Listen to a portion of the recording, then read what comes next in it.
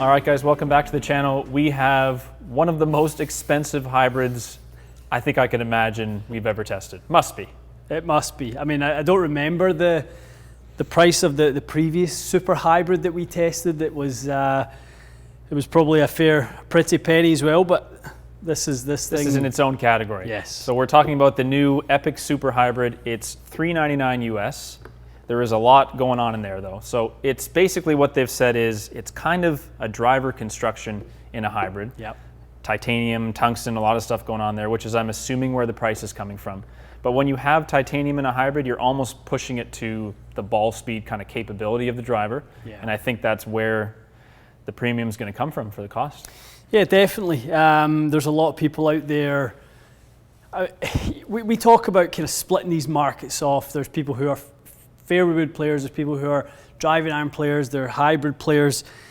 And then we look at this little section between a kind of fairway wood and a hybrid, because this thing's got a generous size head on it. There's no doubt about it. The footprint of it is large. Yep.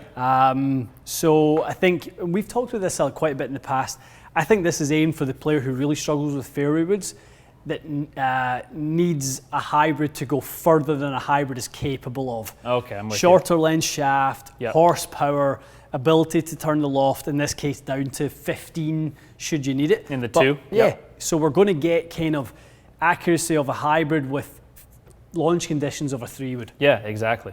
And it does come all the way up to the 5 or 6 hybrid as well. So I think it's intended for, you could probably have 2 or 3 in the bag, and you could fly some of them higher, but the one that you have there, you're right, is I think it's more of like a tee club replacement, or for someone that needs to advance the ball down, you know, on a long par 4 or a par 5 to lay it up and get it close to the green. It kind of looks like at some point maybe a little 4-wood might have looked at some point. You know, that type of, there was a 4-wood that Callaway made. There was a Steelhead 3, and the 4 Plus was actually 15 degrees. It just came in a tiny little head. And when I look down at that, I'm kind of seeing a lot of that type of things in terms of the shaping of it and what have you. It's generous. Rough kind of specs of it. The jailbreak is in there, which is good. I think that's probably why their fairways and drivers have been so quick. Yeah. There is some AI technology in those jailbreaks, so I think that's their newer version, right? The blade shaped ones. That's right. Yeah, we've got some flash face, titanium body, and then obviously the tungsten that kind of goes around the perimeter to get the launch conditions up. So there's a lot going on there. Adjustable sleeve, which we've used. Yeah. There are some draw settings on there as well. You're keeping it neutral. Yeah, neutral, and we're going to play at 15 for this tee shot. So we're kind of at this fun tee shot at Pebble, where I think you could pretty much with this club hit 2 hybrids on the green from about 500 yards. Yeah. I mean, you probably could off. It's kind of what I have in mind here. So we've got you basically in power mode with that 15 degree. Then what we'll try after is maybe try lofting it up one, put it at 17 to where you can elevate it a little bit more, land it on the green, and see how it performs kind of in those 2 configurations. A couple of different settings. See what happens to the launch conditions. Yeah. Let's definitely do that. All right.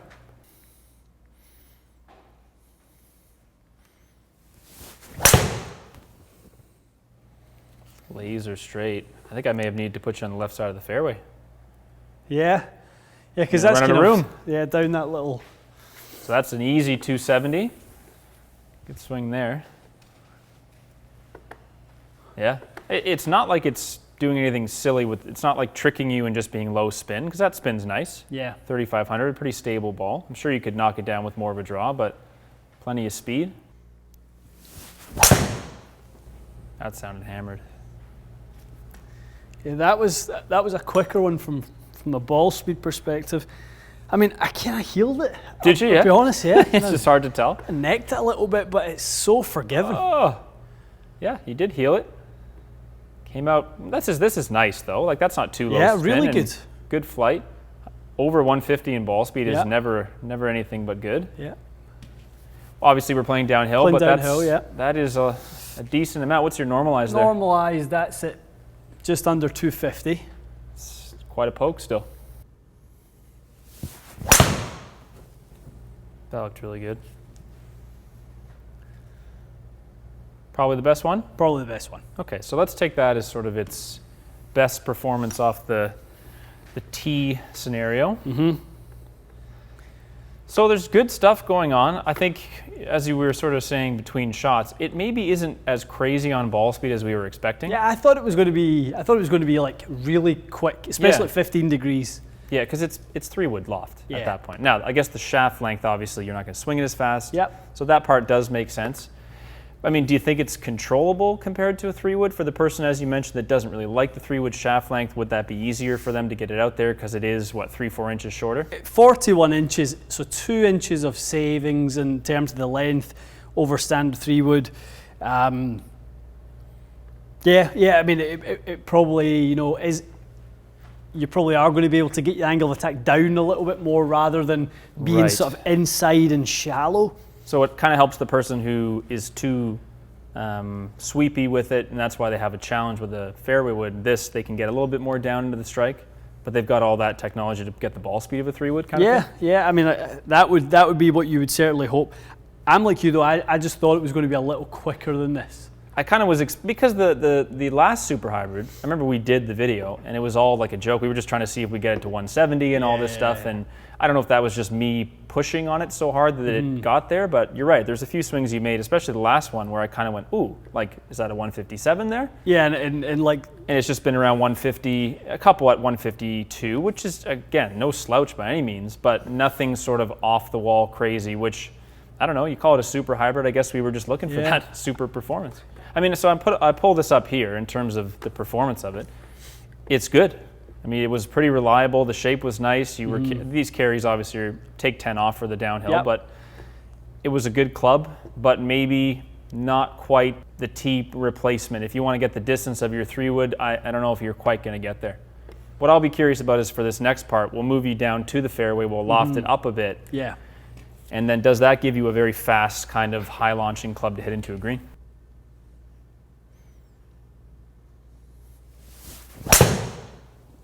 That sounded great. Just cutting a little bit. It's tons of carry on. I gotta move you back further. Good shot. You wouldn't be upset with that shot. No. Let's take a look. What's your normalized there? 241. Wow. So with the uphill, it took 10 yards off like we expected. We've lofted it up 2 degrees. I think this is maybe where it's getting a little bit more bang for your buck, is you lofted it up 2 degrees, but you got close to the same ball speed. Your launch came up a bit. Your spin is probably around where we saw it. That was a really nice flight. How high was that? 111 feet in the air. Like, that's a really nice flight into a par 5. Yeah, I mean, that flight was exactly what I'd hoped to see on that second shot. On a second shot. Felt very easy to hit that one. Yeah. A lot of the time, the number of times I've tried to fit you out of a certain hybrid, remember your Callaway one? This was what you kept looking for, was like 13, 149, 150, 36-ish, 3,500 spin. This is kind of like, I see this as your sort of ideal hybrid flight. Yeah, it's not far off at all. I think the wider body makes it very easy to make it to launch the way that it does. It kind of felt like it just took off easy for you off the deck. Definitely. Nice. Definitely. All right, I'm going to move you back a couple yards because clearly you've got the firepower. Swing. It's all over it. Stay all over it. Get a little bounce. Oh. Now stop. Putting for eagle. We'll take it. Good swing there. We will take it. Yeah, I mean, that's good. That's good got launch. Some serious pop to it. Yeah, much more like it. Bit of spin when you add the loft back on. Which is nice, right? Like, you wouldn't want it to be down at 3,000. You'd lose control of it. That was, you hit your yardage spot on. I mean, maybe the green was a bit firmer than I should have set it to, but otherwise you basically hit a perfect shot. It's funny that once you change the loft, you haven't lost much ball speed. No, really haven't. And maybe it's probably more of a compliment to the 17-degree performance than the 15. I think the 15 we would have thought would sit higher, but for whatever reason, maybe it just doesn't. I think we thought the 15 might fly a little lower and be a little kind of roasty one.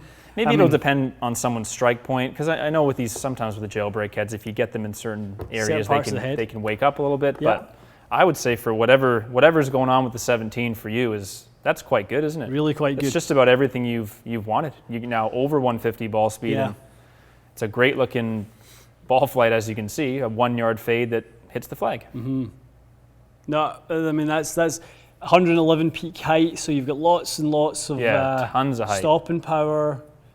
That's much more like what I was hoping to see. Yeah. So I guess it depends who you are. I mean, if you're the player who's going to look for something off the tee, maybe you get a little cheeky with it and you go to the left-handed sleeve as a righty. And then you can get it down to 14.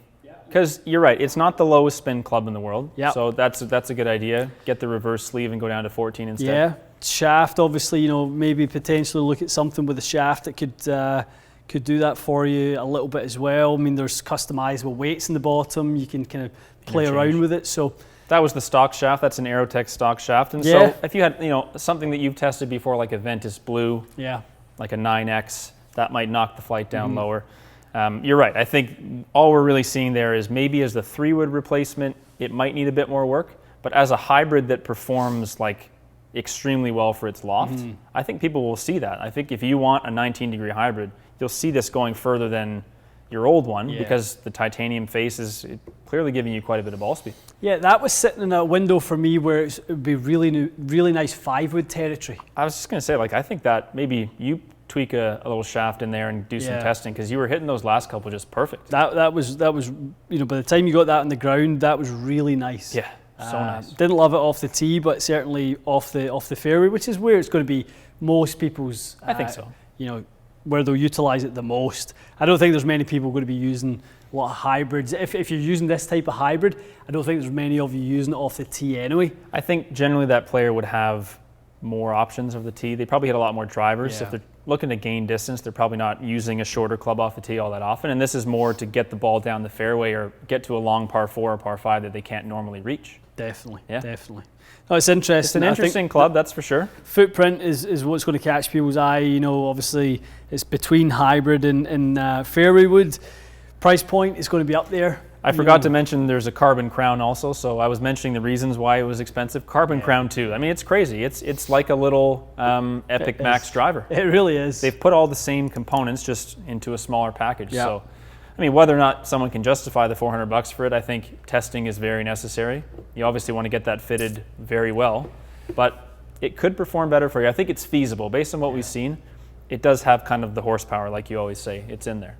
It is, it definitely is. I think once we kind of set it up right for kind of me, it definitely did have a bit more pop. Definitely, performed great. Okay, well, guys, let us know what you think. I think I can predict many of you may sort of have the bulging eyes at the price, and fair enough. But let us know if you'd be willing to demo it, and if you were surprised, would you be willing to pay that kind of a price? Because this type of club can be, you know how it is, at certain golf courses, that could make or break your round. If you have a club like that you're confident in, that gets you the distance, knock a few shots off your score, it's all relative. I mean, hybrids are generally closer to what, 275, 250? Yeah, right around there. And if you're adding, like you said earlier on, they go all the way up to the higher lofts. Well, you're adding in multiple of them at 399. Again, so that would attract the bulging eyes. It would, your eyes would be coming right out of your head at that point. But anyway, let us know what you think. I think you'll want to demo it at least, and if something in there is kind of special and is worth it for you, let us know what you thought. I'm sure this will not be the last time we test this, though. I think I wouldn't mind seeing maybe a little fitting session for you with that. It would be interesting, wouldn't it, to see how you'd gap the top end of someone's bag with one of these. With one of those clubs. Okay, cool. Awesome. Well, thanks for watching, and we'll see you again soon.